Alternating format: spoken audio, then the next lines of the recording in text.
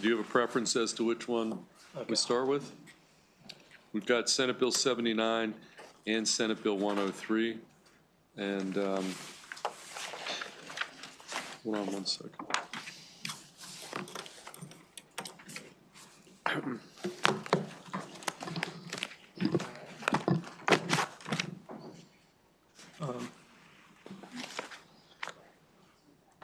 Just hold on before we start.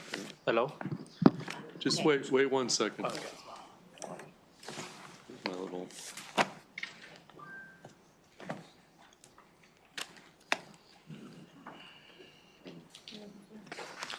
think I have a little. Oh, I got it.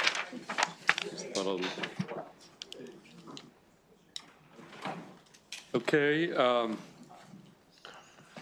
We're going to start again. We're going to start with Senate Bill 79 from Senator Benson, and we've got Omar Diato. You're going to tell us your name. You're here on behalf, Chief of Staff to Senator Benson to present Senate Bill 79, and we do have one legislative.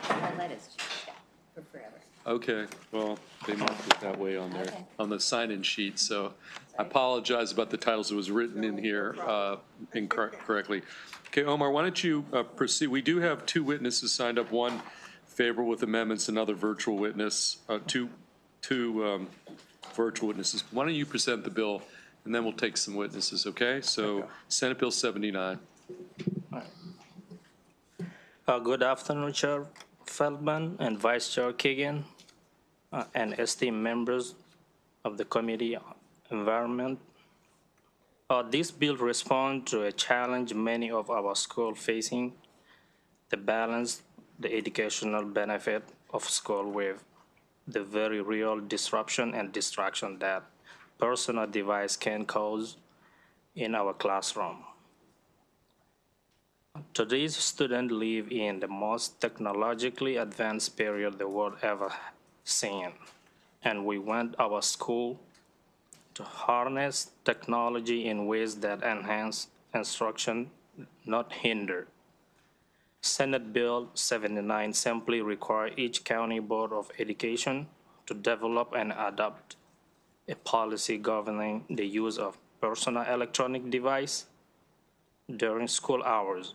Under this bill, this policy must restrict and limit the use of personal smartphone, tablet, laptop, and smartwatches or similar devices during instructional time, unless there are clearly defined educational or health-related reasons for their use.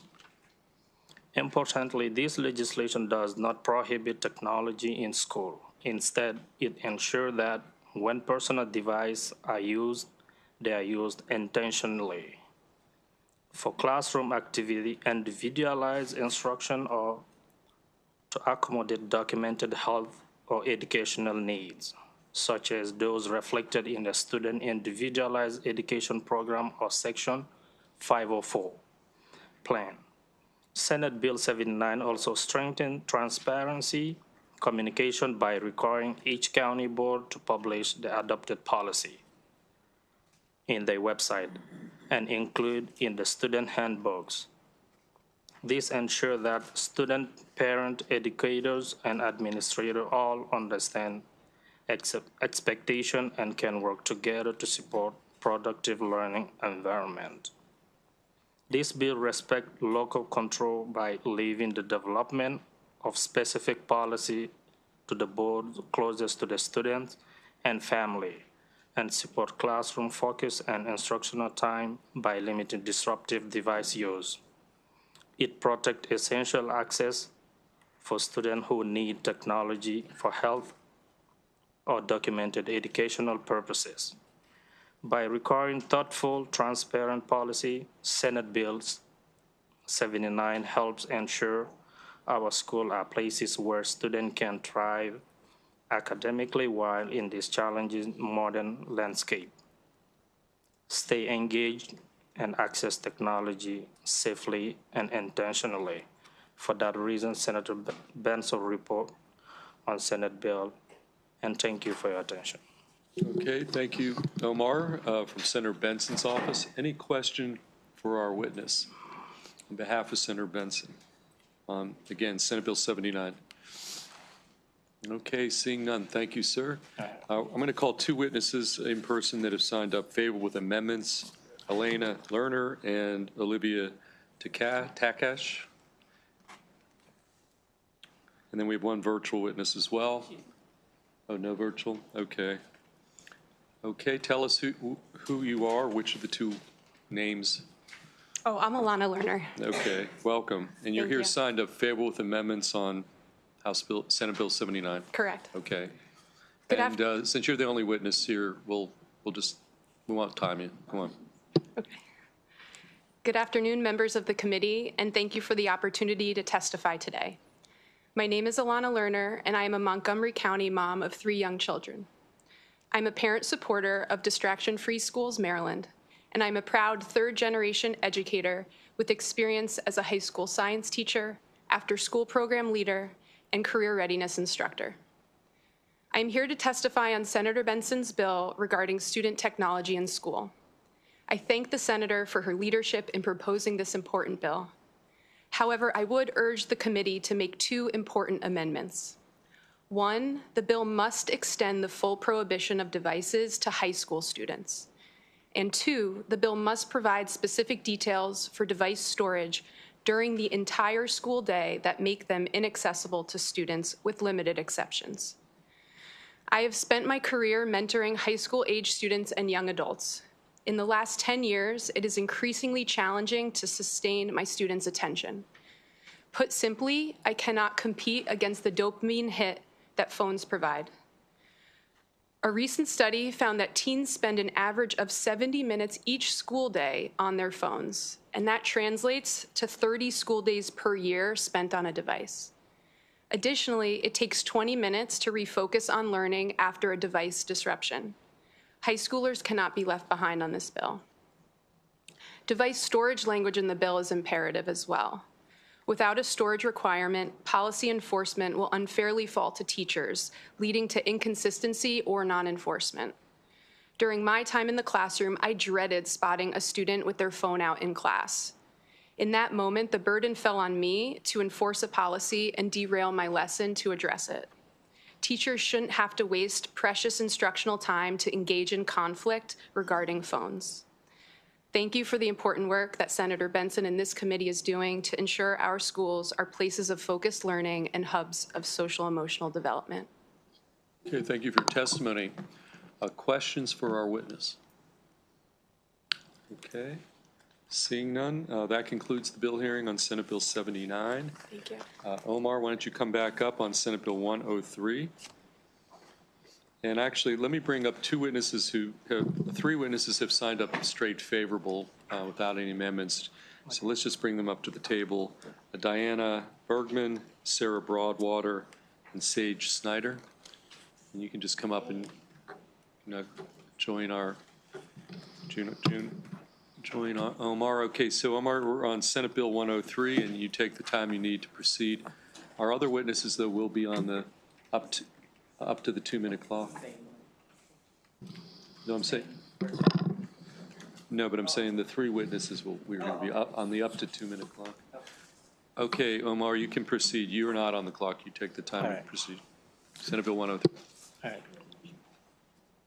Thank you. Good afternoon, Chair Feldman. Good afternoon, Vice Chair Kagan, and esteemed members of the EEE Committee.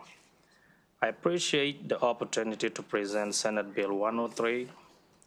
This bill addresses a well-documented issue facing Maryland middle and high school students: chronic sleep deprivation and its impact on health and academic performance. Science is consistent. Adolescents experience a biological shift in sleep cycle that makes early start time harmful. When school begins too early, students are not just tired. They are less attentive, more anxious, and more likely to struggle academically and emotionally. This requires that beginning in 2028-2029 school year, middle school start no earlier than 8 a.m. and high school no earlier than 8:30 a.m. with a waiver process for compelling circumstances. It also requires local school system to engage families and community through a public information campaign, so implementation is thoughtful and transparent. This legislation reflects lessons learned from last session. It provides long planning runway, preserve local flexibility in how districts implement the change, and recognize that student health should not depend on zip code. Concern about transportation, athletic, and family routine are real, but they are manageable. Districts across the county have made this transition successful, and numerous reports improve attendance, engagement, and school climate. Senate Bill 103 is not about convenience, it's about aligning school schedule with what we know works for students. For that reason, Senator Benson asked for a favorable report on Senate Bill 103. Thank you. Okay, thank you for your testimony. Let's go to the three other witnesses, then we'll take questions from the committee. Why don't we start on the far left, and then we'll just go down. And you're going to be on the up to 2-minute clock. So why don't you tell us your name, and then you can proceed. Greetings, I'm Diana Bergman. While stationed in Monterey, California as a parent, I was able to see the benefits of my then middle schooler in high school improving academically by starting school after 8:30 a.m. As a professional and a former registered behavioral health technician, I witnessed the benefits for students who struggle with behavior challenges make progress while starting school after 8:30 a.m. It improves not only their academic performance, but their ability to concentrate and stay attentive throughout the school day. Since then, my children currently attend high school in Carroll County Public Schools. While they continue to achieve in their academic studies, I often get emails from their teachers regarding my children sometimes napping during instructional time. This wasn't the case when they were starting schools after 8:30 a.m. Currently, the boys have to turn off their electronics an hour and a half before settling into bed at 9 p.m. The boys have to get up by 6 a.m. to get ready to head up the hill to catch the bus by 6:40 a.m.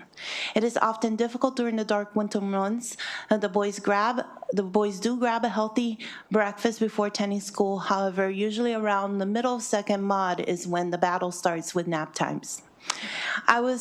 I will repeat, there is data supporting when students start their school day after 8 a.m. It improves not only their academic performance, but their ability to concentrate and stay attentive throughout the school day.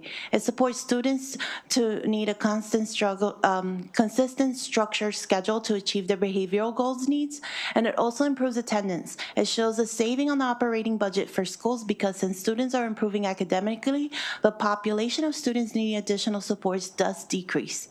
This is some of the results we experienced as a family who had students experience this transition in California. I am in favor of supporting Senate Bill 103 and providing middle schools and high schools to start after 8 a.m. Thank you. Okay, thank you. Let's go.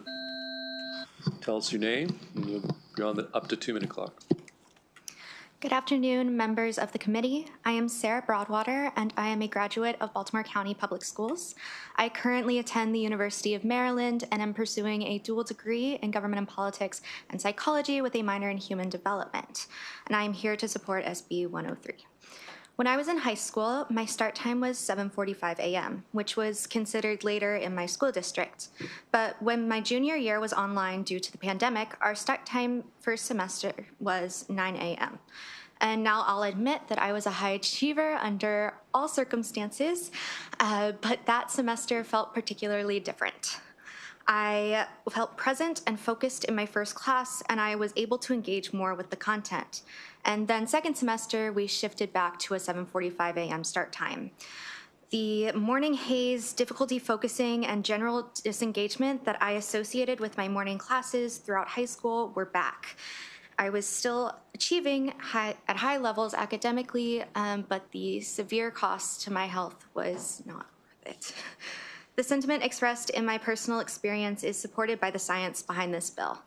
We know that teenagers' circadian rhythms are aligned to a later sleep-wake cycle than adults.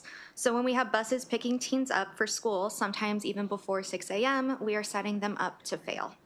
And also notably, this legislation doesn't specify how districts should change their schedules. It just provides a baseline for them to adjust to. This allows individual districts to be able to adapt their plans to start times, shifts, allows individual communities and districts to work together to adapt their start times, which allows both district autonomy and student health to be protected. I support SB 103. The change for healthy school start times sets students up for success from the start. Thank you so much for your time. Okay, thank you for your testimony. We're going to go to our final witness on the panel. Sorry. Hi, my name is Sage Snyder. I'm back. I came last year to testify on the same bill. I'm an attorney and a Maryland resident, and I grew up in Anne Arundel County, where I served on its school board as a full voting student member. I have just one point to make, which is that setting a reasonable floor on school start times still cannot wait. I'm nearly 36 years old, and when I was in high school 20 years ago, I had already spent my childhood fighting for later school start times. And back then, I was inspired by another woman who had also served on the Anne Arundel School Board, and she had been fighting for later school start times for decades. How many more decades do students have to wait? Every year that passes, early start times harm more students. And I mean serious harm. I remember sitting at school board meetings to testify on this issue while I was hallucinating because I was so exhausted, which I have never done since. I remember dreading every day of school because it was such a struggle to get there safely, and then asking a friend to kick me during class while I secretly chewed gum so I could stay awake. And I remember organizing an independent study so I could sleep in the library instead of going to class. How many times does this story need to repeat before states say this is unacceptable? I know it would be great if local boards fixed this on their own, but they're too slow. Serving on one myself, I saw how hard it was for local boards to make this change without statewide guardrails, even when advocates like me served on those boards. Boards simply couldn't put kids' health and education first. We needed legislation to make clear that healthy school start times are not negotiable. Students today have already waited too long, so I'm asking you to support this legislation. Pennsylvania's House Education Committee just unanimously approved a similar bill this morning. This is a small change you can make to truly transform lives. Okay, thank you to the entire panel. Questions for any of the witnesses? Okay, seeing none, that concludes the bill hearing on Senate Bill 103. Thank you. We're going to go to Senator Kagan next for two bills. Do you have any preference on which you want to start with? Okay, we'll start with Senate Bill 204. Senate Bill 204, and it is a sponsor-only bill, so you are the lone witness. Senator, Vice Chair. Thank you, Mr. Chair. Senate Bill 204. For the record, Cheryl Kagan, very proud to be the senator for Gaithersburg and Rockville, coming back for the 10 millionth time, talking about civic excellence. As everyone here knows, this bill has passed unanimously over and over and over and over again. But this year, we have reason to believe that the House is going to be friendlier to this issue. Let me just remind you that this is about getting young people involved in their communities, in connecting them so that they stay engaged, that they vote, that they volunteer, and they become responsible grown-ups in each of our districts. I want to give a shout out before I forget to Jeannie Massey, who has been a single-handed, ferocious mama of this issue for so long, and to all the students, high school students, middle school students, and graduates who have been outspoken, and many of whom even submitted testimony that I thought was really impressive and well-written. This year's bill is slightly different based on feedback we got from the Ways and Means Committee. It empowers the superintendent of our Maryland State Department of Education to come up with a framework so that it's more substantive. It is still optional. Any school district can decide to engage or not, and we are still in conversations with the House as to how to make this not onerous on the State Department of Education, not on the superintendent, but but that will put some guardrails. We don't want it to be frivolous. We want it to be something that's serious that people will be proud to put on their diploma, on their resume, have a cord or some other insignia when they graduate. But that's really all I will need to say, and this is sponsor only, and I hope that we will move it, send it back to the House again this year so we can finally be done and move Maryland towards greater civic excellence. Happy to take any questions, Mr. Chair. Okay. Questions for Vice Chair Kagan? Senate Bill 204. I should mention for Stacy, we do have a bunch of senators who wanted to be co-sponsors. So if any of you didn't respond and want to be added, we're happy to have you. So if we're good, moving on to Senate Bill. Let me just announce Please. That concludes the bill here on Senate Bill 204. And now we can go to Senate Bill 99. Excellent. Would you mind if I bring up my one witness? No, Rebecca Snyder? Yes, ma'am. Yes, sir. Okay. Hello. So in keeping with the respect for the committee's time, I only invited one person to come up and join me, but she is the person. As you all know, for many, many, many years, I have been working in partnership with Delegate Chair Mark Corman on increasing transparency in Maryland government. We started with the State Board of Elections, then we went to some departments and agencies, then more departments and agencies, then to our local boards of elections, because we want to remove any doubt, but that Maryland's elections are well done and let people watch if they want, or the press watch if they want. This may be the last person standing here, but no promises, but it may be the end of our efforts, because we really have accomplished a lot and people can watch from home, which makes sense. It's more transparent, more accessible, and easier with technology and overhead costs. So this bill, which has virtually zero overhead because all 24 jurisdictions are doing it at some level, this bill would just say that all 24 of our local boards of education, not elections, local boards of education, should comply in the same way that all our other laws have done, which is post the meeting agenda and any meeting materials, live stream your meetings, and then post the minutes within 2 business days after they've been approved, if this applies. It lets them off the hook if there's a field, a site visit or something, and it just makes sure that people have access. We have seen around the country how boards of ed are just contentious and can be ugly. When there's accountability and publicity, people tend to be a little more respectful because they know that their neighbors are watching.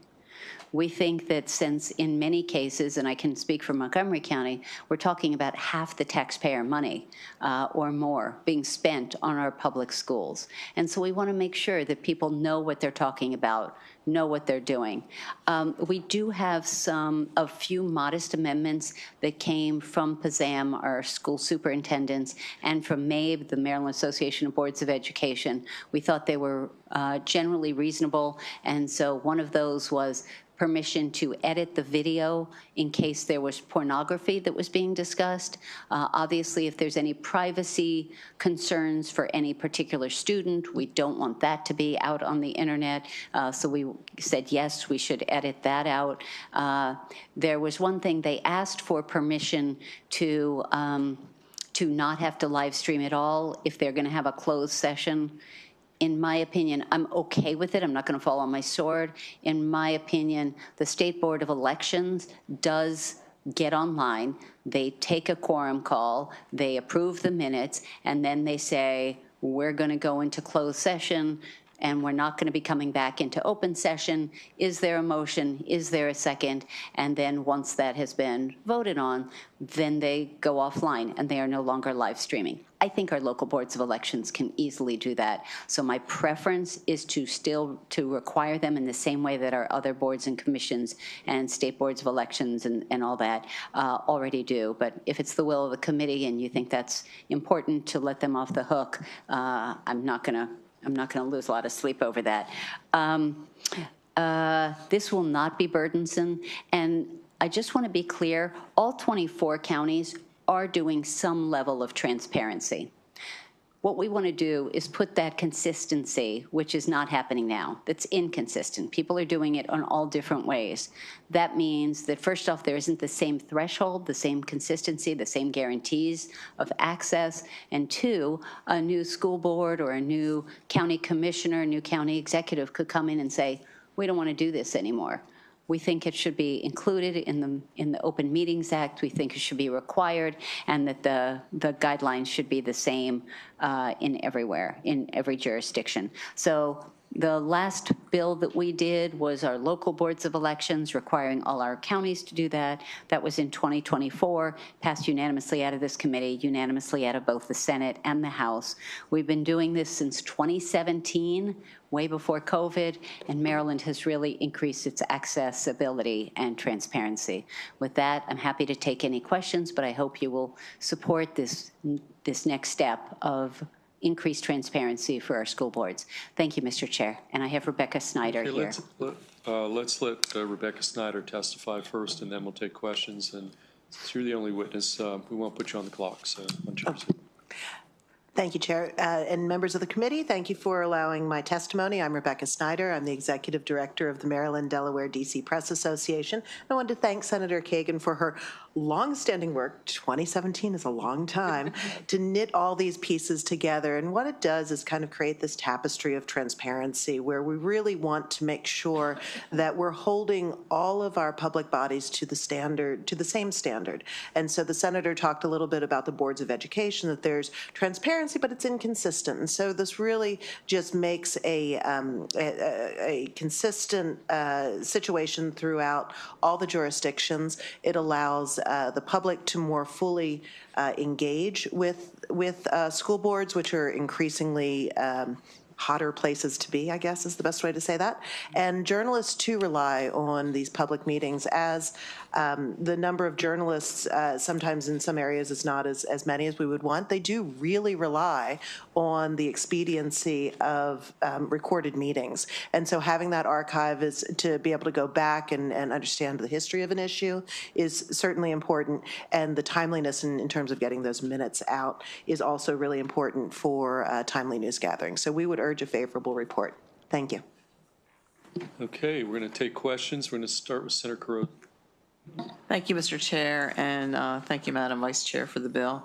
And again, kind of the consistency across the board, as well as the feedback from the Maryland Association of Boards of Education. I wanted just to better understand, if you could just clarify the point you were making about that the boards of education would be able to, they would not be required to live stream a meeting if they know that they're going just into executive session? Thank you for the question, Senator Carrozza. So all of our boards and commissions and departments and agencies do not live stream a closed portion of the meeting. Some stuff, whether it's personnel or national security, something about cybersecurity, that should never be live streamed. In the same way, we don't want to live stream anything that is a violation of a student's privacy, anything that is pornographic, all that. If there is a personnel matter or a sensitive matter, and if a school board is getting together and having a meeting exclusively for something that is a closed meeting, what MABE, the Maryland Association of Boards of Education, is asking is, can you just let us off the hook so we don't have to live stream it all? I'm okay with that. I think there's a transparency matter of just convening. We all are on Zoom all the time. They can just convene on Zoom. They can take a quorum call. Everybody can see who's there in the room. They can approve minutes, any other administrative functions, and then there should be a motion to go into closed session. And a second to the motion. All those in favor, all those opposed. We are now going into closed session. We will not be returning to open session today. Our next meeting will be held on this date, and then they would end the recording. So I don't think that's onerous, and I think that is the better course of transparency, and that is the way all the others are doing it. But MABE has requested an amendment to allow to not have to go through that process if they're just going into executive session, correct? So advocacy organizations ask us for things all the time, and sometimes we agree and sometimes we don't. We agreed with all of their requests and granted those requests in terms of they don't have to live stream if they're doing a field trip and they're going to be in a particular school inspecting safety issues or something. They wouldn't have to live stream that. Definitely don't live stream pornographic or student privacy. We agree with many of their requests. This one, I think it's not onerous. I think it's okay for them to be able to do that. So I'm pushing back on that one, and I'm okay with their other requests. Okay, I'd be interested in further follow-up discussion on that. Thank you. Happy to. Thank you, Senator Croza. Okay, additional questions for the sponsor or for Ms. Snyder? Yes, Senator Brooks. Thank you, Mr. Chair. Thanks for the bill, Madam Vice Chair. Now, did you say that you were in agreement with all three of PSOM's amendments? PZAM, now I'm not remembering which ones were MABE and which ones were PZAM. PSAM was the mirroring existing statutory language for meetings? Right, so that was, yep. Okay. So the, where they're located, sorry, I can pull out their testimony really quickly if you want. You're looking at PZAMs or MABEs? Yes, PSAMs. All right. And I should, while I'm searching, let me just say that I'm grateful to everybody who submitted testimony and that we appreciate the support, but frankly, even suggested amendments help us to craft the best bill. Meeting location amendment number 1, that's totally fine, and that is consistent with laws that we've already passed. Right. So that's what I talked about, field trips and stuff, we're fine Right. with that. Their amendment number 2 was pornographic or disruptive content, and I spoke to that, and I'm fine with that. And third-party platforms, that was if they preferred to use YouTube or some other platform, I'm fine with that. That's the way we do it. We can get things through the General Assembly or through YouTube. I think that is not a problem. And it's as long as it's accessible and people can find the link, I think that's fine. Okay, thank you. I didn't speak to that one, so thank you for the tweak. All right. Thanks, Chair. Okay, additional questions? Okay, seeing none, that concludes the bill hearing on Senate Bill 99. We're going to next go to Senate Bill 218. Do we have Nick Greer from the State Department Board of Education here? Is Mr. Greer here? And we've got 2 virtual witnesses, I assume, from the State Board of Education. Is it virtual? Are they here? Got Teresa Donsler and Stephen Redding. Okay. Okay, let's see. Who do we have here at the... Okay. Who do you have with you? Just so we have some virtual witnesses who may be here in person. I'm not quite sure. So, Yeah. Who do you have to your left? We have Dr. Stefan Redding-Lallinger Okay. and Teresa Dantzler. Okay. Okay. Fair enough. Okay. Good. I think we got everybody. Okay. Pass. Okay, Mr. Greer, you're here on Senate Bill 218, and you take the time you need to present the bill. Appreciate it. Good afternoon, Chair Feldman, Vice Chair Kagan, and members of the Senate Committee. Thank you for having us. For the record, my name is Nick Greer. I'm the parent member of the Maryland State Board of Education. I'm here to speak on the importance of this legislation put forward by the Maryland State Department of Ed. This bill is about timely decision-making in localized emergencies that directly disrupt the in-person instruction but do not rise to the level of statewide emergencies. Under current law, only governor may declare a state of emergency that permits a local education agency to transition to virtual learning if in-person learning will not be accessible or possible for 14+ consecutive days. In practice, this creates a real challenge. The gubernatorial state of emergency is really rare, and it's not typically issued. Sorry, lost myself. It's not typically issued and allows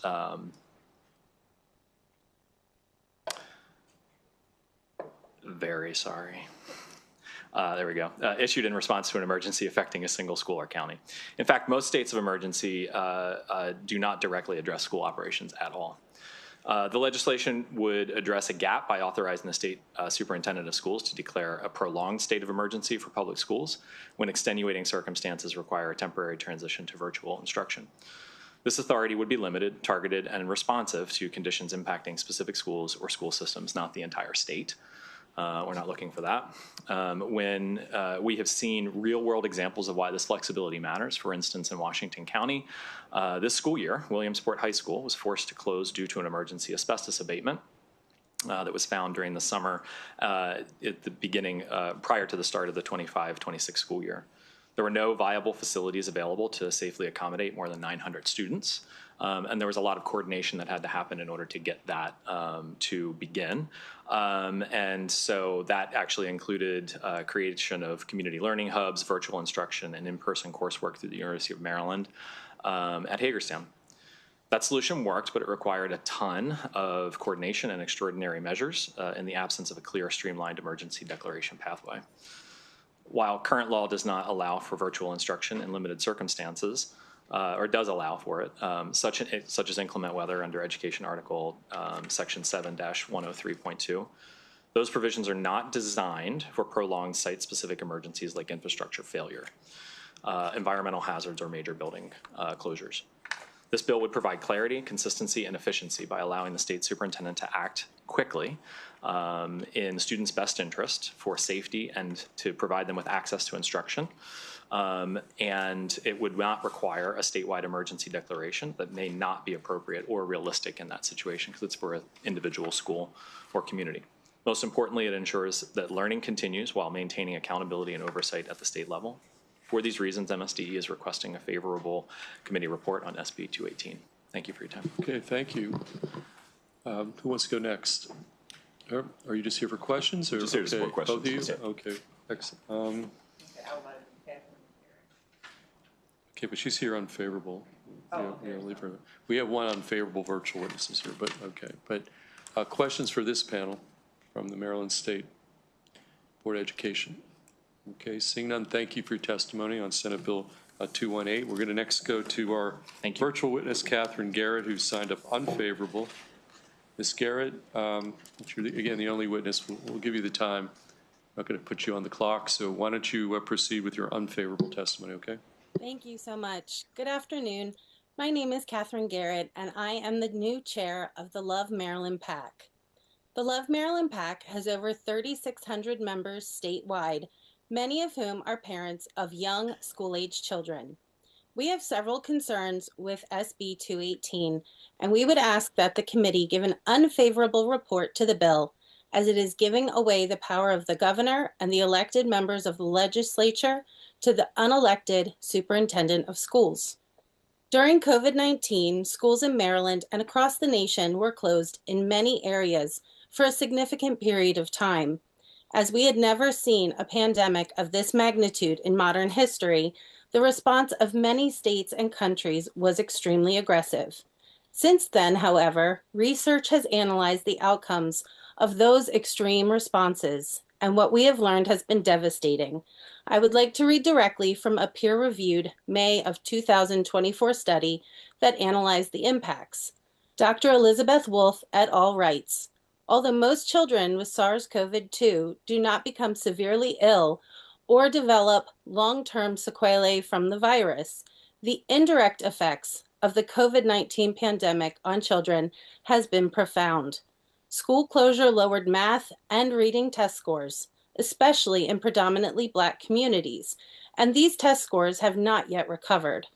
A study from August 2020 looked at reports of child abuse during closures. While one would expect the financial, mental, and physical stress to result in additional child maltreatment cases, we find that the actual number of reported allegations was approximately 27% lower than expected for those months. Someone who has not been elected to represent the people should never have the power to cause the kind of harm felt by the children of Maryland in the shutdowns. The shutdowns are a distinct authority that should be exclusively reserved for the governor and the legislature alone. Thank you again for your time, and with respect, we would strongly urge to return an unfavorable report on SB 218. Okay, thank you. Questions for Ms. Garrett? Okay, seeing none, that concludes the bill hearing on Senate Bill 218. Thank you for your testimony. We're going to next move to Senate Bill 56. And I did see Ross Goldstein. Ms. Goldstein, why don't you come up here? Let's see what we got here. We've got Diana Bergman. She was here earlier. Why don't you come on back up? You're signed up favorable with amendments, and then we do have 2 virtual witnesses. So, Mr. Goldstein, why don't you lead us off? Signed up favorable, Senate Bill 56. Great. Thank you very much, Chairman Feldman, Vice Chair Kagan, and members of the Education, Energy, and Environment Committee. I'm Ross Goldstein. I'm the Executive Director of the Maryland Longitudinal Data System Center. I want to thank Senator Feldman for sponsoring this departmental legislation. Senate Bill 56 would allow the MLDS Center Governing Board to authorize the center to provide individual-level student and workforce data to third-party data centers to enable multi-state research and reporting on student outcomes. Excuse me. The legislation specifies a set of criteria that the Governing Board must consider before granting authorization. Those criteria include ensuring that the third-party data center security meets or exceeds the data security implemented by the center, and this includes a requirement that the third-party data center be a FedRAMP authorized and certified platform. The criteria also include the requirement that the use of personally identifiable information is limited to only those data elements that are necessary for data matching, and that privacy-enhancing techniques such as data hashing are used in place of personally identifiable information whenever appropriate. The bill also requires the board to determine that only de-identified data are used for analytic purposes, only aggregate data are released in reports and other output, and that small cell sizes will be suppressed. There also is a requirement that there be appropriate written data sharing agreements in place between the MLDS Center and the third-party data center that assure compliance with state and federal laws relating to data privacy.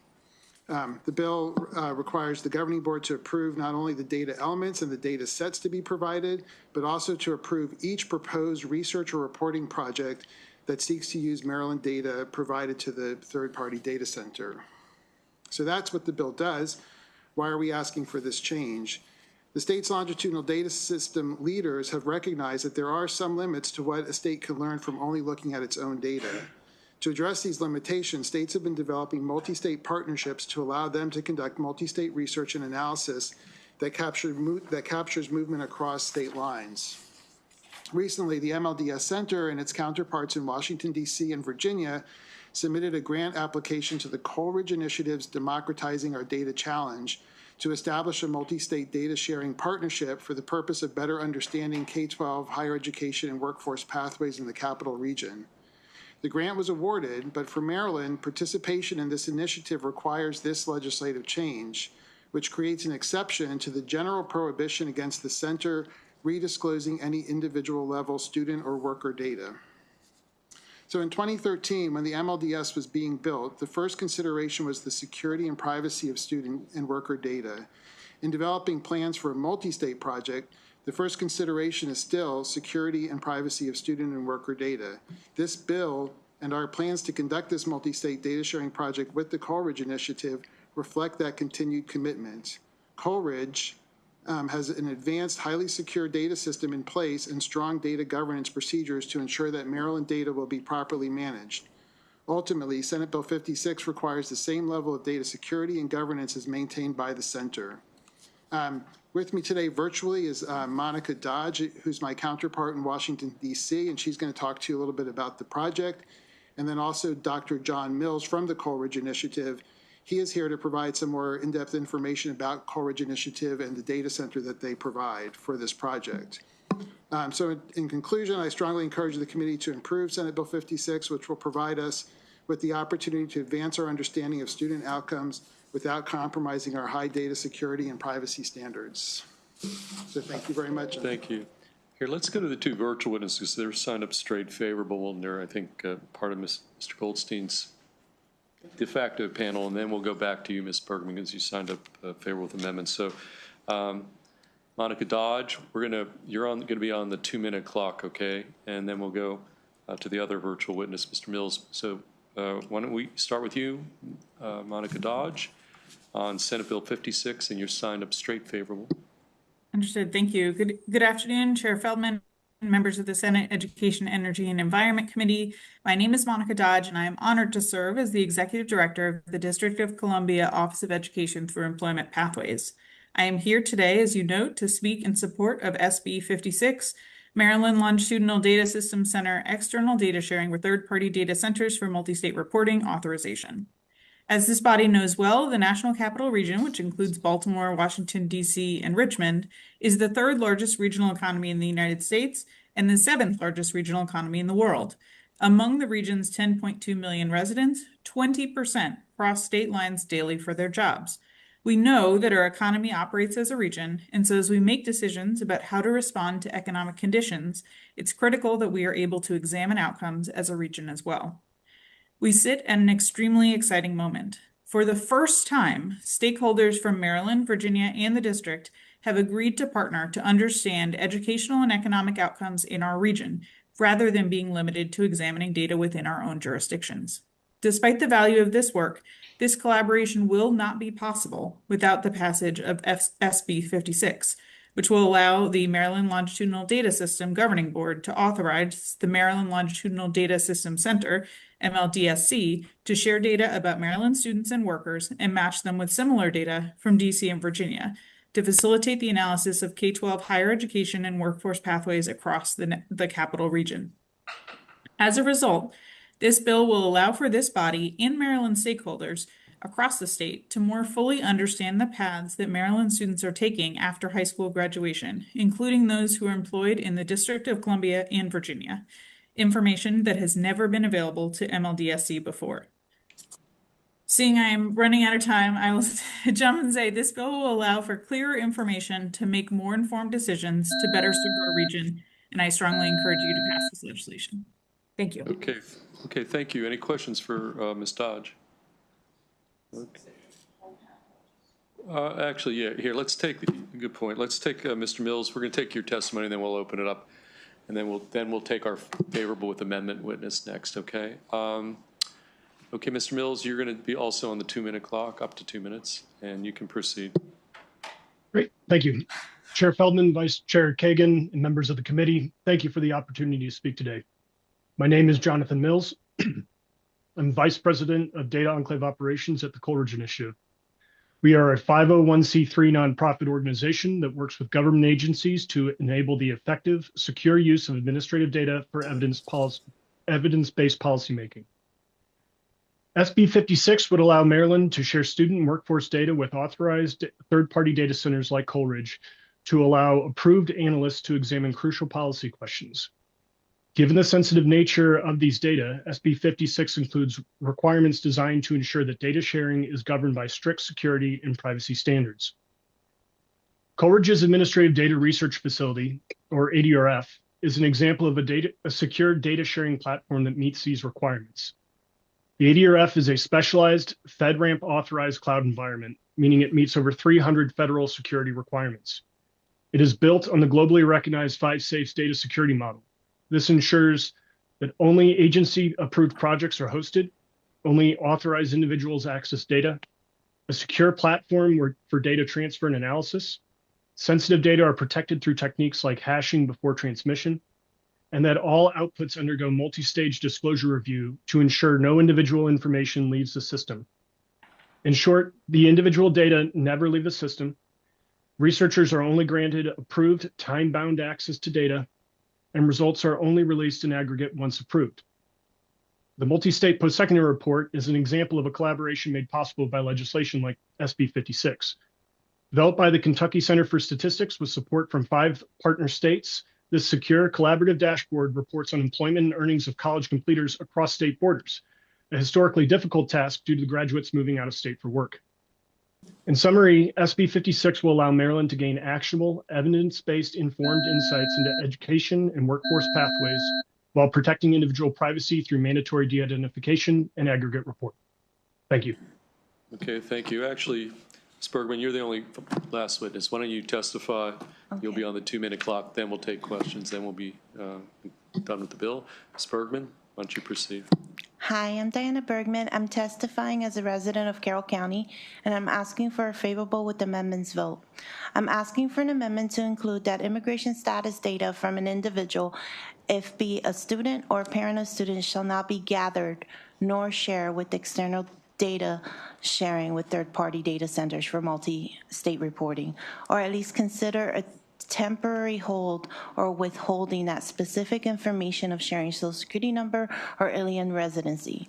Due to the uncertainty we are currently witnessing, I believe our local state representatives have a responsibility to be cautious as to what specific data is shared and how that information can cause more harm than good. We should be able to provide strong protections to the families residing in Maryland regardless of citizenship status. I'm asking for a favorable with amendment vote for Senate Bill 56, Maryland Longitude Data System Center and external data sharing with third-party data centers for multi-state report authorization. Thank you. Okay, we've got all the witnesses have weighed in. Now we'll just take questions. Again, we've got 3 witnesses straight favorable. Ms. Bergman is favorable with amendments. Okay, Senator Carrozza, questions for anybody here? Thank you. And kind of understanding, is it Mr. or Dr. Goldstein? Mr. Goldstein. Okay, I wanted to follow up on your testimony, kind of understanding that by having kind of this comprehensive multi-state research, it allows us then to have more data that can then be helpful, as we, make policy and other decisions. And I support that. My question for you is, I have been particularly interested over time of a certain group of students that have chronic illnesses, higher education students that have, challenges, chronic health challenges. And I wanted to, I am interested in having, in amending this to include the outcomes for young adults with childhood onset chronic conditions. And believe that I think by including that, it's kind of consistent with the intention of the bill, and also it would be a way to look again with this group, what's working, where the gaps are, as we look at future decisions. So wanted to ask you about including them, and my intention to propose an amendment to include them. Great. Well, thank you for the question, Senator. I guess I think currently state law in the provision, the way student data is defined does not permit us to include any health care or health information about students. So we do have some, there is some nuance there, but for the most part, health information, so that would have to be amended. Whether or not, and so in order to allow the inclusion of those data sources. The other question then and would be whether or not, in terms of the multi-state data project, it would also depend on whether or not the partners in Virginia and DC are collecting that information in their system. So we might, if you amend the law and we bring that data in, it's possible that we would be able to do some analysis for you only in Maryland. I'm not sure whether or not it could be part of this project, just because I'm not sure that the partners in DC and Virginia have, corresponding information. So, and maybe we can do a follow-up, because I want to see with what we're currently doing and now what we're currently proposing. We always talk about data in general, and how then this data in general can be helpful when you're trying to deal with certain challenges with a certain population. So, if it's not this amendment, then I'd like to have a follow-up on, how we can take a bill like this and, see where that information can still be helpful to this population. Sure. I'd be happy to talk with you about that. Thank you. Okay, additional questions for any of the witnesses? I just had one. Yes, Senator Hester. Thank you very much. I was just curious if you had run this bill by our Chief Data Privacy Officer and what her reaction to it. I noticed they hadn't weighed in on our testimony. No, actually, that's something we can certainly do. Yeah, but we have not taken that step yet. Okay, I think that's really important.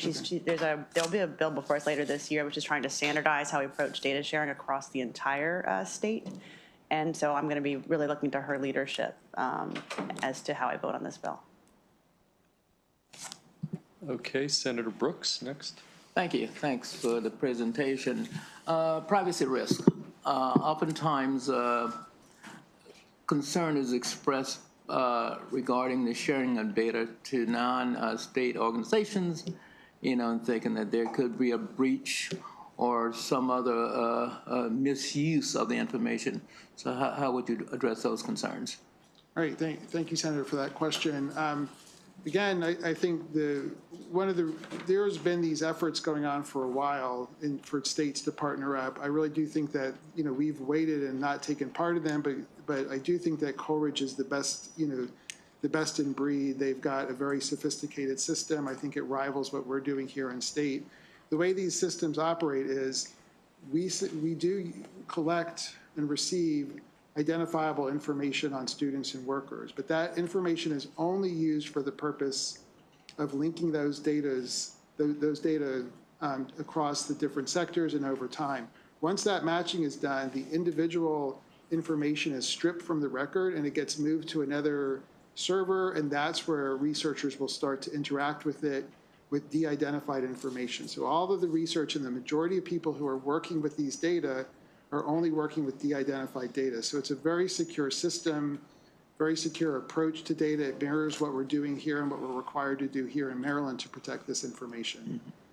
So the possibility of breach is somewhat remote, you would say?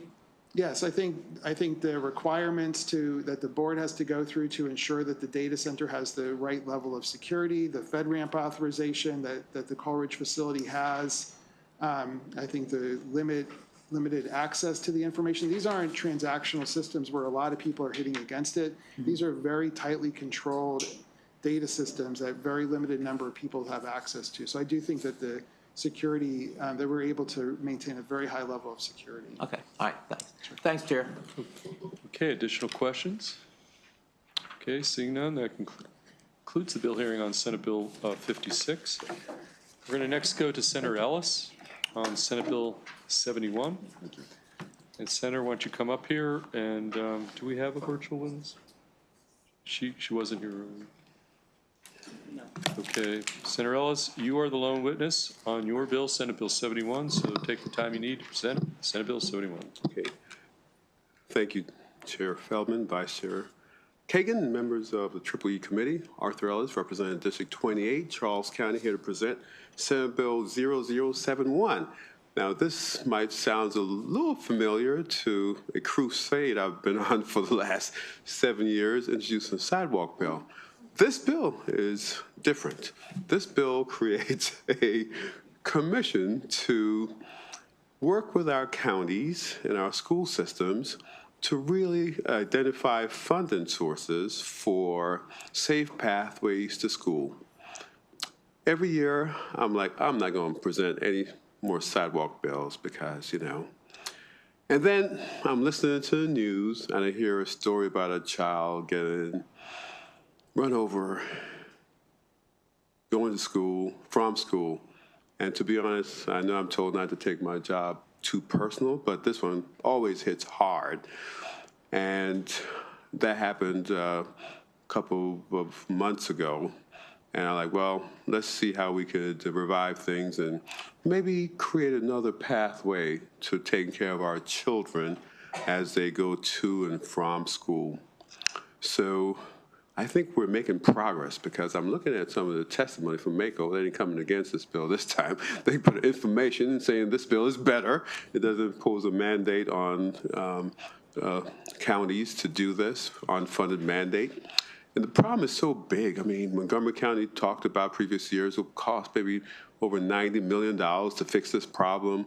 Charles County, $20 million. It's a big, I didn't know it was that big because I thought it was a problem in Charles County on a state road, Leonardtown Road, and Waldorf by St.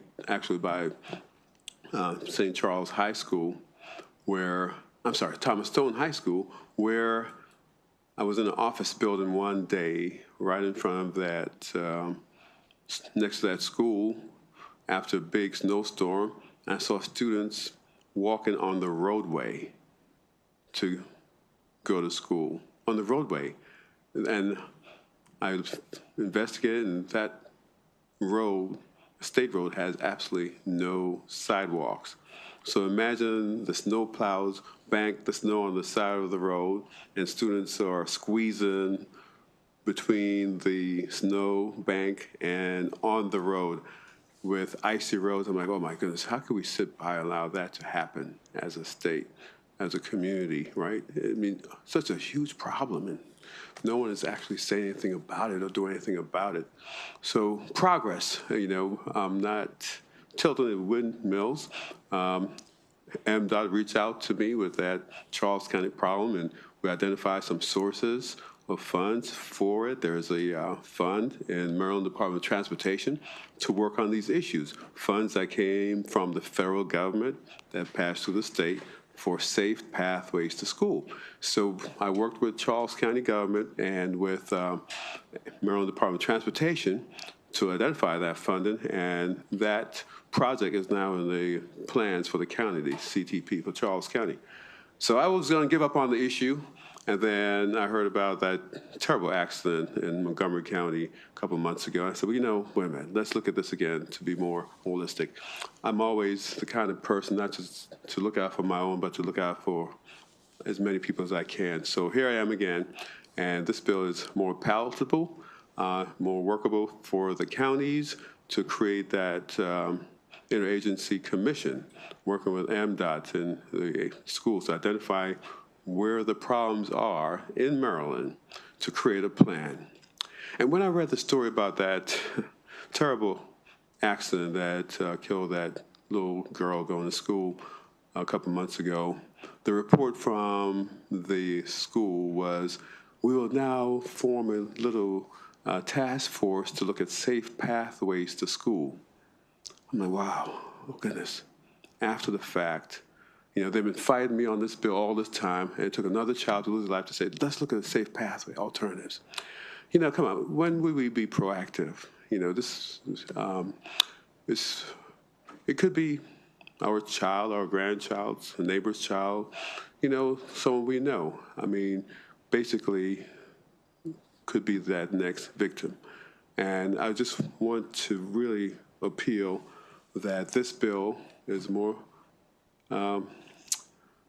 acceptable to the counties to really look at this problem. I think it might require a little tweaking, and I look forward to working with the committee to tweak the bill. I know Maryland Department of Education said, well, we don't have the engineers to staff this commission. So we can work it out to work with another agency, but might have the engineers to staff this commission. So I look forward to working with the committee to tweak this bill to really proactively develop a plan and identify those funding sources which are available to really help proactively deal with this problem. So, colleagues, I ask for a favorable report on Senate Bill 0071. Okay, Senator Washington. Thank you, Mr. Chair.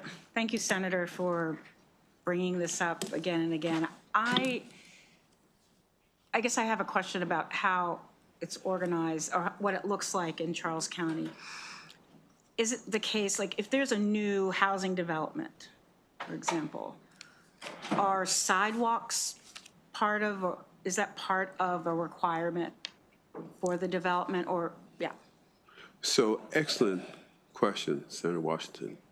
New communities now, they have to include sidewalks. Okay. But a lot of those sidewalks lead to nowhere, right? Because the old communities are not required, were not required to have sidewalks. Like even with that Thomas Stone High School example I gave, there's absolutely no sidewalk where they know children are walking from their neighborhoods to the school. So the old developments don't have it, but new developments, they require sidewalks, which go so far to the edge of the property and then leads to, basically no sidewalks at all. And okay, so then who paid for the sidewalk? So it was incorporated into the development cost to provide the new regulation that you provide? Correct, So yes. it goes to the developer? The developer, yes, will do that. All righty, okay, thank you. Sure, you're welcome. Any additional questions for Senator Ellis? Yes, Vice Chair Kagan. Senator Ellis, I kind of love the way you and I are similar in the dog with the bone. Sometimes when we get something in our craw, we really want to solve it. So yay you, especially because it's about keeping our kids safe. So I just had two quick questions for you. One is, as drafted, it says that the report, the annual reports, would go to our committee, and on the House side, Ways and Means. And I just didn't know whether that should be Ways and Means or Transportation, Environment and Transportation. That's if the bill moves forward. I don't know where Stacy might suggest that it goes.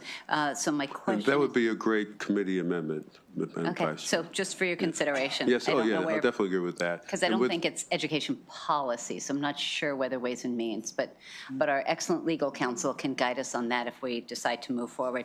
The second question is, you have this as 7 years. Can you give us a sense of why you think it's going to take 7 years to try to solve this issue? Well, the issue, I don't believe will be solved in 7 years, but we want this commission to really work methodically over time to solve the issue. We just don't want a report and then it sit on a desk. We want them to be involved in really identifying funds and keep going on till basically, the agency is sunsetted, and maybe they're doing such a great job, they'll come back and extend the life of that commission. Or shorten it. Maybe they'll have a magic wand and come up with money and that would be even better, Madam Vice Chair. Thank you, Senator Ellis. You're Thank welcome. you, Mr. Chair. Okay, additional questions for the sponsor? Okay, that concludes the bill here on Senate Bill 71. Thank you. Okay, next go to Senator Carrozza, Senate Bill 174. And we do have one virtual witness signed up, but for MABE.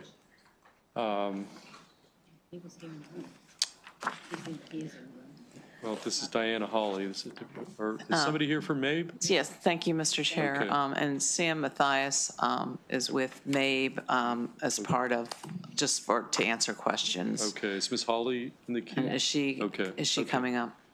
Okay, why don't you bring her up too? Okay. Okay, Senator Carrozza, we're on Senate Bill 174, and the floor is yours. Thank you, Mr. Chair, and happy birthday. And my greetings to all of my colleagues and friends on this committee. For the record, Senator Mary Beth Carrozza, District 38, which is Maryland's coast, Worcester, Wycomico, and Somerset counties.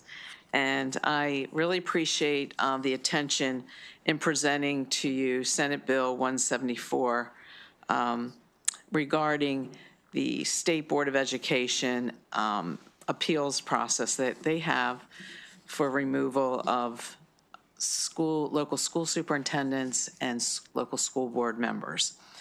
This legislation would require the State Board of Education to establish an appeals process not to exceed 90 days regarding the removal of a county superintendent or a member of the County Board of Education.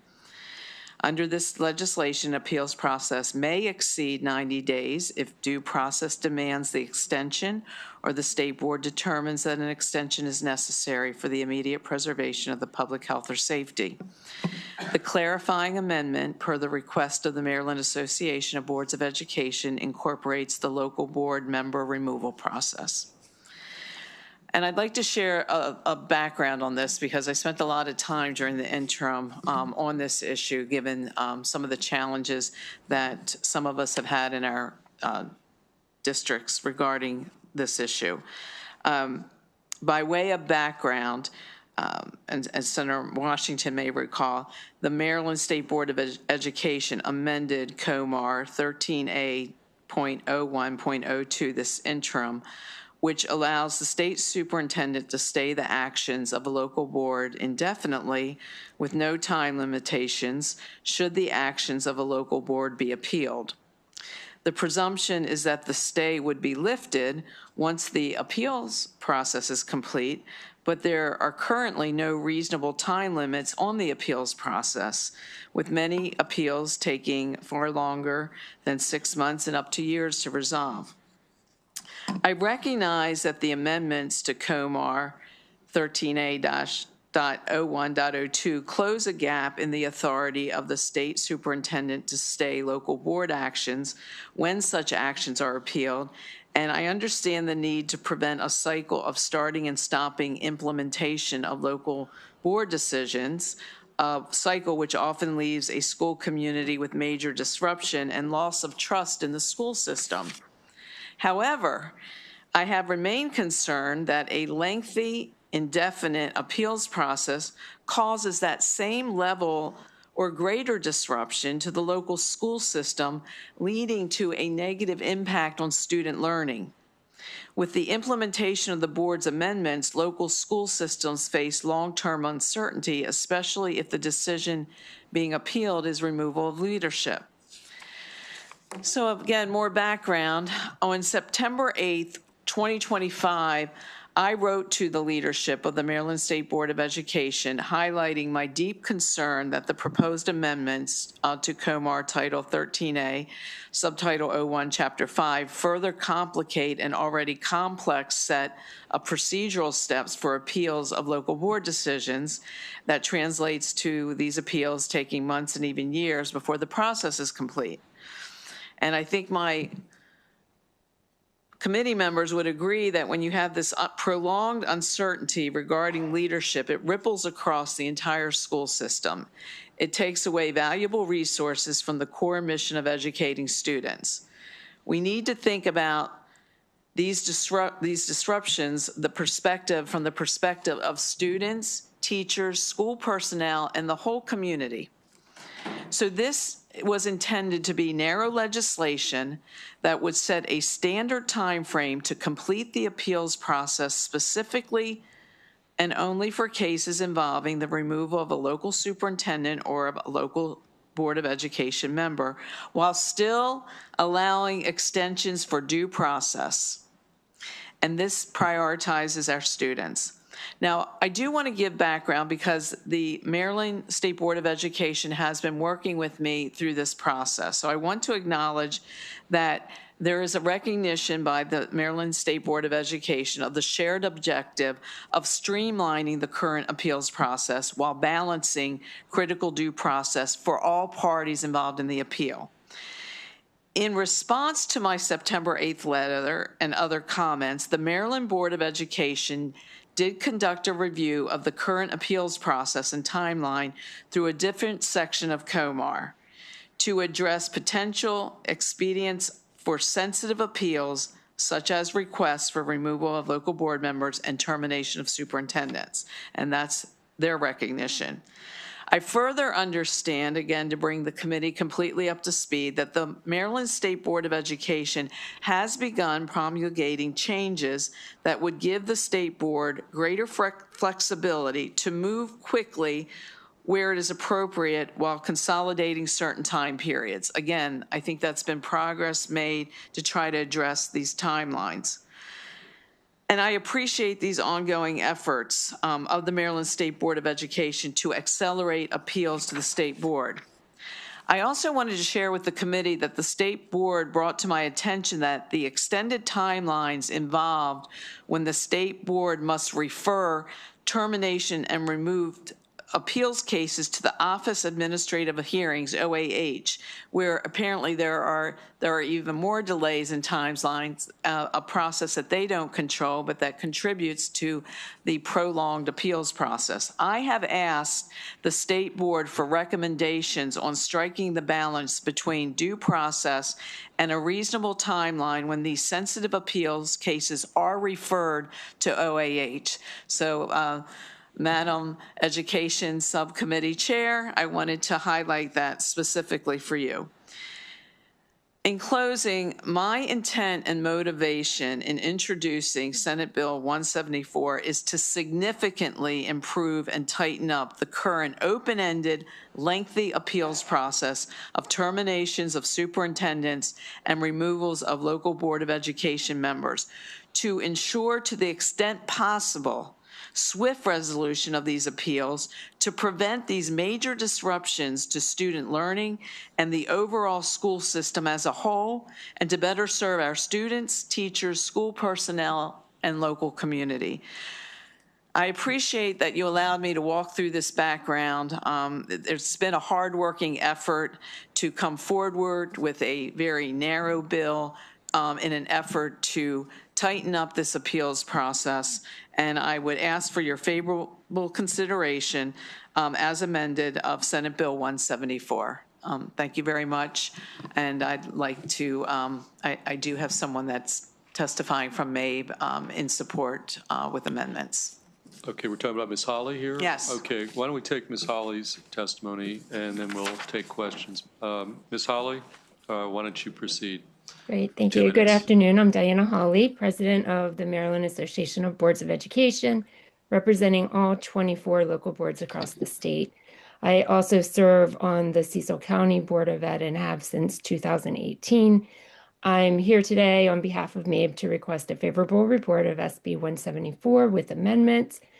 Mr. Mathias submitted our written testimony, so I'm not going to repeat that. Instead, I want to briefly share why an expedited process to adjudicate board member or superintendent removals is important by sharing what it currently looks like in real life, because I've lived it, and so many board members have too across the state. And we absolutely believe in due process, that matters, but the current timeline places a big burden on systems. It can take well over a year, sometimes longer, to resolve, and in some cases, the process lasts so long that it spans multiple boards, since membership can change every 2 years. That means new members can inherit unresolved legal matters that they had no role in starting, but still must manage. And during that entire time, the individual remains in their role. If it's a superintendent, the system's stuck in leadership limbo. If it's a board member, that person still attends meetings, votes on major decisions while the removal process is pending. These situations are very public, disruptive, often contentious, very divisive. Meetings become tense, lots of noise, and we know this noise is a distraction for our real work, and the attention shifts away from students to managing conflict and speculation. And at the same time, boards are limited in what they can share during an active litigation. The public wants answers, understandably, transparency, but legally we can't provide details. So over time, that silence does erode trust. So while a 90-day deadline may not be realistic, we welcome the opportunity to work with this committee and stakeholders on an expedited, workable timeline that preserves due process and also allows school systems to restore stability and stay focused on what matters most, as Senator Carrozza said, serving students. So thank you for your time and consideration. Okay, we're going to take questions. We're going to start with Vice Chair Kagan. Thank you, Mr. Chair. Senator Carrozza, as always, you are thoughtful and prepared. I just have a quick question. Are there standards elsewhere in the code, because it doesn't show up in this bill, as to a reason that a board member or superintendent could be removed? I'm the old guard, the new guard comes in, they don't like me, they don't agree with me, they decide they want to boot me off the school board or something like that. Could that happen hypothetically, and would we need to put any guardrails in to make sure that there were only specific reasons for which someone could be removed? Thank you, Madam Vice Chair, and I am going to defer to Sam Mathias, who has spent hours working with me on this legislation, and allow him to respond. Perfect. Sure. Thanks, Vice Chair Kagan. And so in statute, and it's sort of echoed in COMAR, there are 5 enumerated reasons that you can remove both a superintendent or a board member. Off the top of my head, they are standards of incompetency, insubordination, which is not what it sounds like, but I would have to refer, but they're very, very specific in statute. And okay, so you can't, so political reasons would not be one of those. Not just that we don't agree with you Correct. Or something. Okay, appreciate that. Thank you, Mr. Chair. Okay, Senator Washington. So then, again, thank you. We did spend, our AELR committee, we did spend a good amount of time, probably a couple weeks at least, with this and working it out. And so I really appreciate your managing interested parties and focus on process and do, and that's what we're getting towards. I think I want to better understand the relationship between the state board and the superintendent and our local superintendent. So just first establish the hiring of a superintendent is done, if we could just follow that process, and then I think it might make sense to some people as to, oh, well, how can the state get involved in this So appeal I'll process? start, and then I will defer to you, Sam. My understanding is that the local Board of Education, and again, has that authority to hire the superintendent. So that relationship starts there. Right. My understanding also, and again, I'll defer to my MABE members, that if there is a termination or removal, that is where there are appeals at the state level. Do you? Sure. So the Maryland State Board of Education acts as the appellate body when a local Board of Education determines, based on the one of the 5 criteria that Vice Chair Kagan had mentioned, their misconduct in office, immorality, incompetency, willful neglect of duty, and then for board members, there's also a failure to attend required number of board meetings. Those are the only reasons that you can remove either a board member or a superintendent. The state board acts as the appellate body, so the local board determines based on those standards, and then Comar sets out a process, effectively, administrative court litigation process of motions to dismiss and things like that to determine whether the local board has, made its decision on a rational basis standard. So it's the state board acts as the court of appeals, so to speak. Yes. So then the superintendent, I guess in this case, would make an appeal to the state board that the reasons for fire, why they were fired, were not consistent with law. Exactly. Okay. So is there any type of approval at the, even if it's, it's assumed, even if we accept it, but is there an approval by the state superintendent or anyone when there is a hire? In other words, once a superintendent is hired, is that it, or is there another step, official, on paper? On paper, so when we're talking about hiring a local superintendent, the state superintendent does approve the hiring of Correct. a local superintendent. I just wanted to establish that, and that is correct? Okay. That's correct, yes. Okay, so then, this is where in which the authority to, our interest in this appeal process comes from. So is it, yeah, go ahead. So, and thank you, Chair Washington, with your education chair.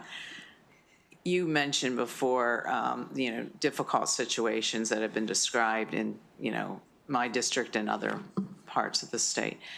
And I think part of it is you can't kind of relive those, they're in the past, but I always look for, if we could improve the process, where's the silver lining? If we can improve the process. So that is why the intention of this legislation. Mm-hmm. And I think what we found was there was a lot of confusion, just what you said, what is that process? And then if there is an appeal, what does that process look like? And then when you find out that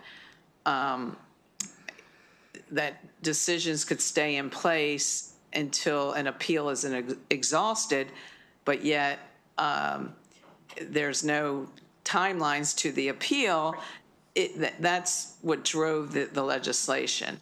And I think what you just did, it was very confusing as we went through that process to know, okay, now, is this the part that's being handled at the local level, and is this where it's being appealed at the state level? So I appreciate kind of really clarifying that process, but recognizing that in that process, there are no timelines. Yes, agreed. Yes, thank you. Thank you, Mr. Chair. Any additional question? Senator Brooks. Yeah, on that same line, could some argue that the strict 90-day deadline could perhaps limit the time necessary to properly investigate complex disputes, and then, and that would potentially hinder the due process for that, for the involved parties there? Thank you for the question, Senator Brooks. I think that's why we made clear in the legislation that there are exceptions for due process. So that's in there. And again, what I also wanted to bring to this, to my colleagues' attention is this whole other part, if a case is referred to OAH, and then how that significantly increases the time involved in resolving a case. So I wanted to kind of put all that process in front of you so you would realize the complexity of, we're dealing with, very serious, decisions and the appeals process and the right for due process, but at the same time with no time limits at all. This, in a community, in a school system, remains very divisive. And I appreciated the testimony from Ms. Hawley on that. Yeah, okay, all right. Thanks, Chair. Thanks. Okay, any additional questions? Okay, seeing none, that concludes bill hearing on Senate Bill 174, which brings us to our final bill of the day. Senator Folden has patiently been sitting there back and forth. Okay, we're going to be on Senate Bill 51 from Senator Folden. And we've got Jenny Murphy here, Dustin Bain, whoever else you want to bring up here. And then we do have some virtual witnesses as well. Do we have any virtual witnesses? Okay, the virtual witness signed up or not in the queue. Okay, and then we have one unfavorable witness as well. But we're going to start with you, Senator Folden, then we'll take the folks at the table. Thank you, Mr. Chairman. Okay. It's not every day a member of JPR gets to come in and say that we're out before you. So you are welcome. Mr. Chairman, Madam Vice Chair, esteemed colleagues, for the record, William Folden, State Senator representing Legislative District 4. Before you today is Senate Bill 51. Senate Bill 51 is regarding public schools and self-contained education classrooms, self-contained special education classrooms and use of video recording devices. Before I go into this and explain why, I do want to point out that I have asked for an amendment. It hasn't been written yet. It's been submitted to make this a Frederick County bill. I think that will probably address some of Mabe's concern, but this is an important concern specifically for Frederick County. It should be statewide in that we have special educators who are one-on-one with some of our most vulnerable children, and there is a lack of monitoring. There's a lack of accountability. And unfortunately, in Frederick County last year, we had a special education student who was victim of a sexual assault by a one-on-one teacher's assistant, and fortunately the person was brought to justice. However, that teacher or that teacher's assistant had 3 years behind closed doors with access to those most vulnerable, some of whom are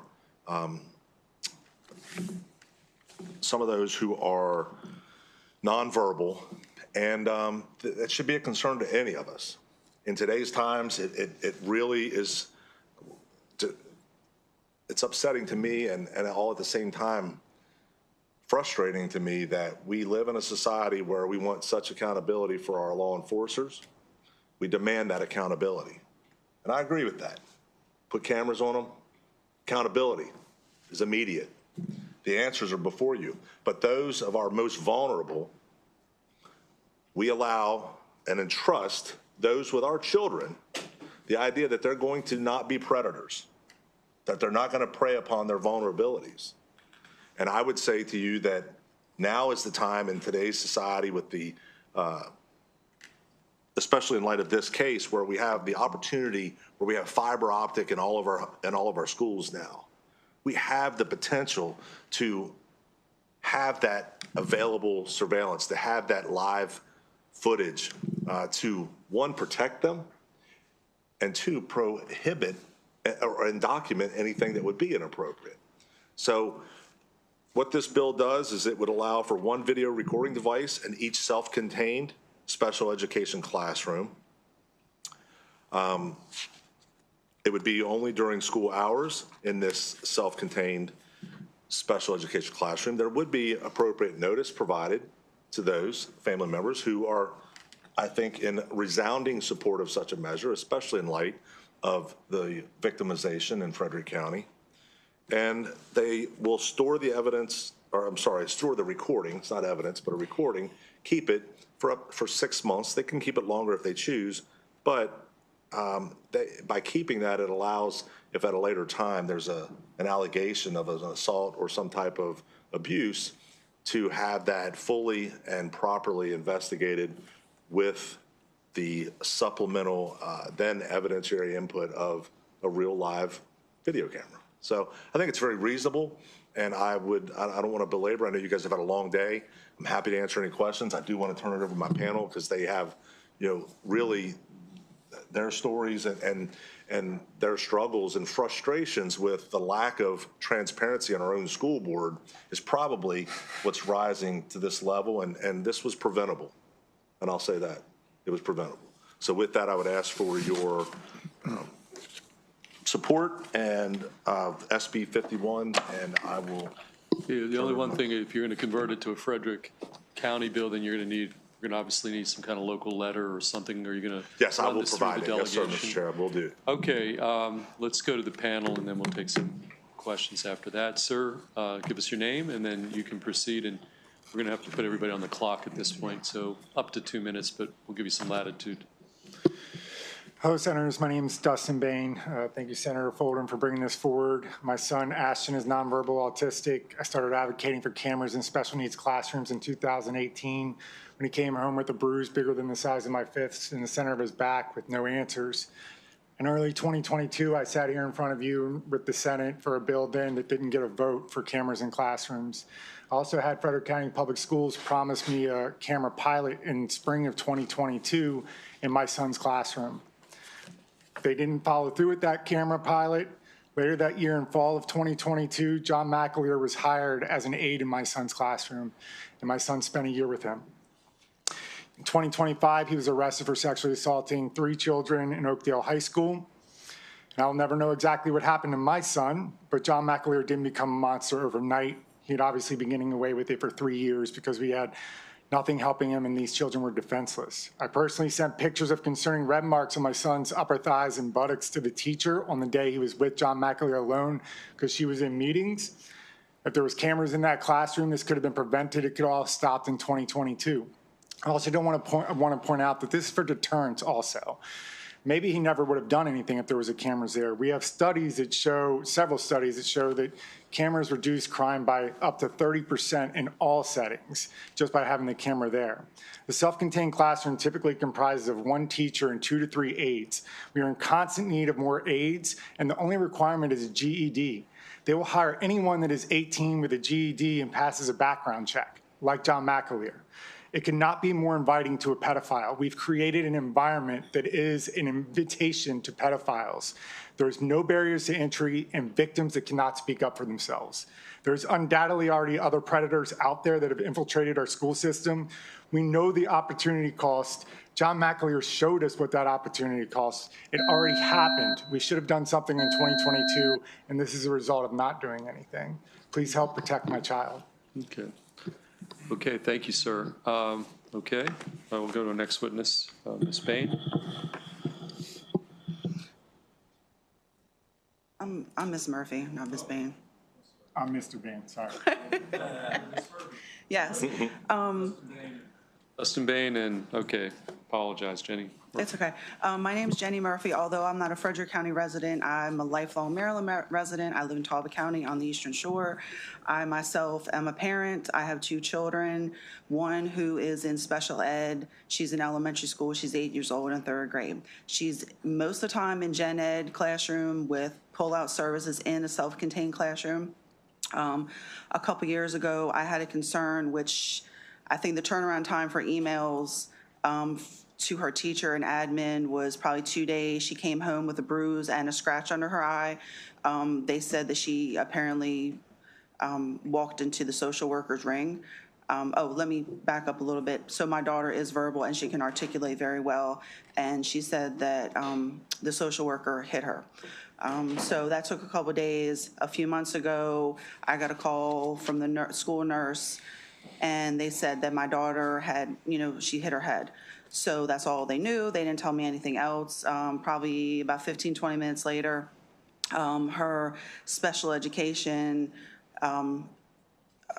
caseworker, because they're not called teachers anymore, the caseworker who provides my daughter's education, she called me and apologized for the late delay. She was still teaching students and explained to me that another child in the classroom who has different abilities like my daughter took another student's metal water bottle and threw it at her.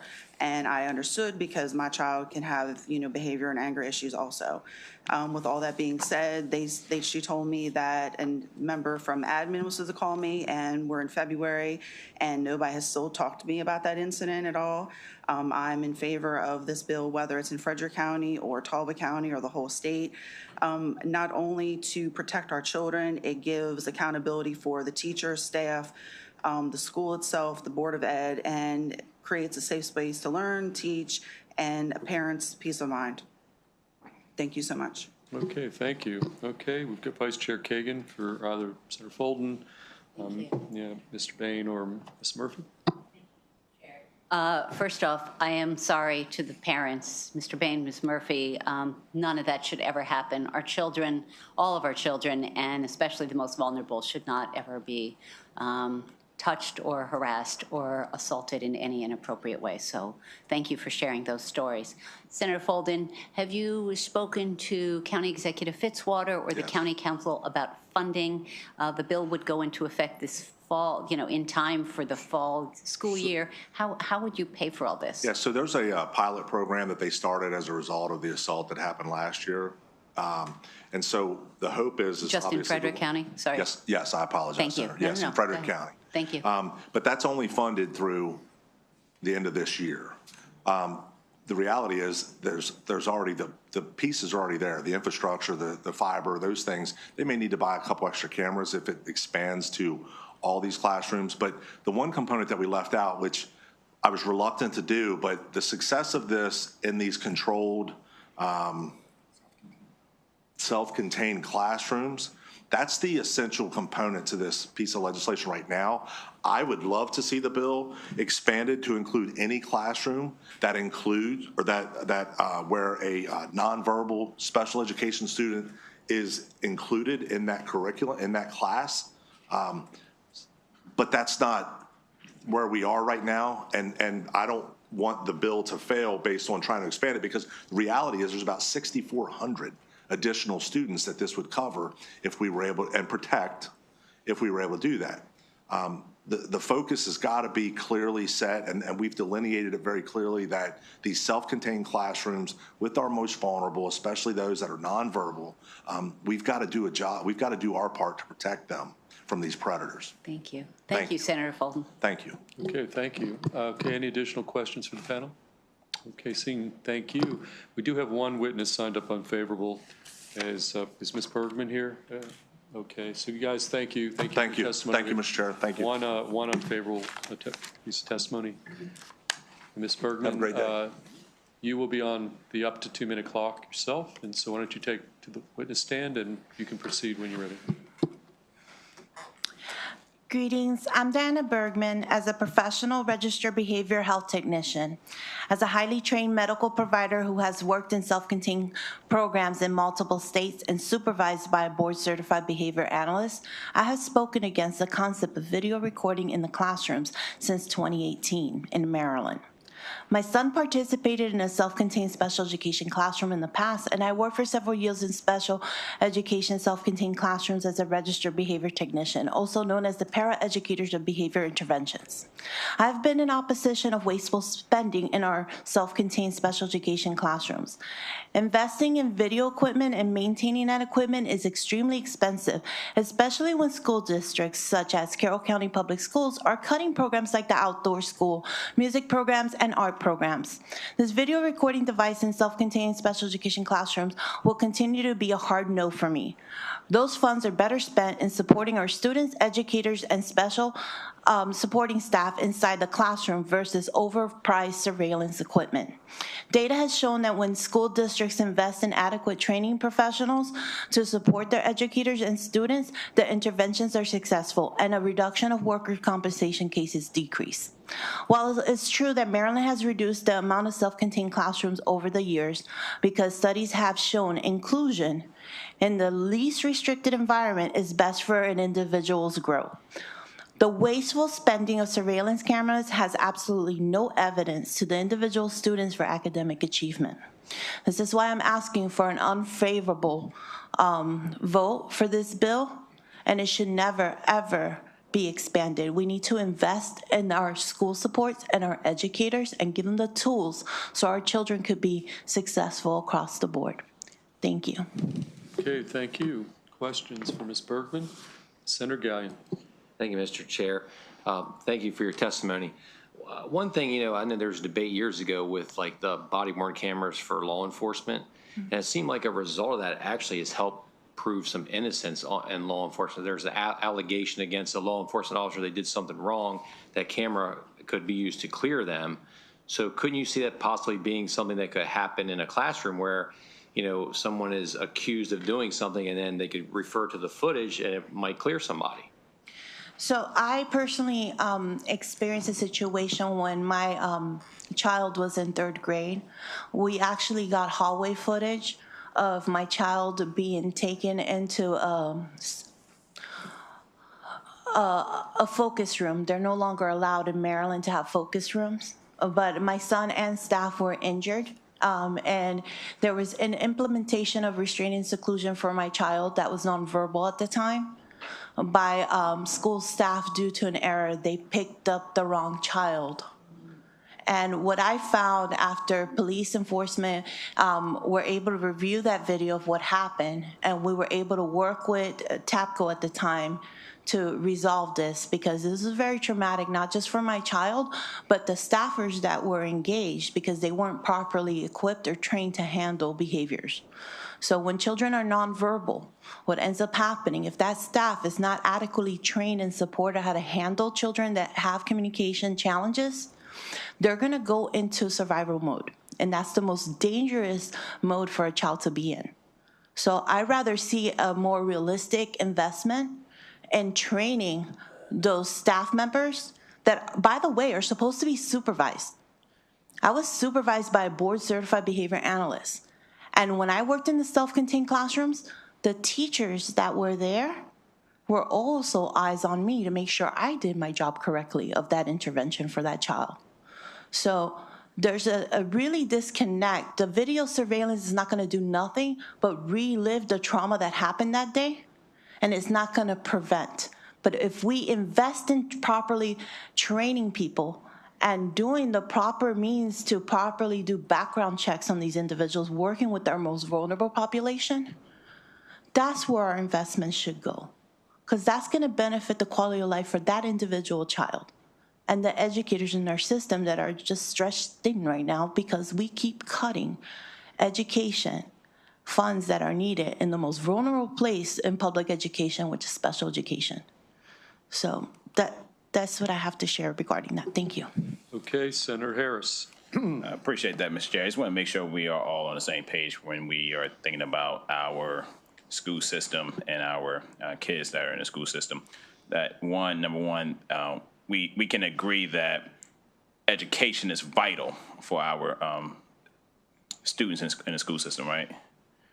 And then two, that safety is vital to our kids in the school system. Is that correct? Correct. Okay, thank you. Okay, any additional questions for our witness? Okay, seeing none, thank you to, oh, I'm sorry, Senator Washington. Chris, since you've been doing this for so long, have you done the math? In other words, the cost of setting up a surveillance camera, the monthly subscription, I guess, and what that amount would be compared to, say, hiring another paraprofessional or doing a training? Has anyone done that? Because I think ultimately, right. Yeah. I haven't seen the comparison. I know that here from Maryland, when then freshman delegate Guyton had introduced a similar bill to this, they did gather the cost and the feasibility of those cameras in all jurisdiction was going to be too much, and they did select later on pilots in specific districts where they tried it out. But as far as the training goes, for registered behavior technicians, we are the experts on addressing and implementing behavioral interventions for children with special needs. Our training is kind of embedded with our supervisor, which is mandated. Can I ask you just one more question with this?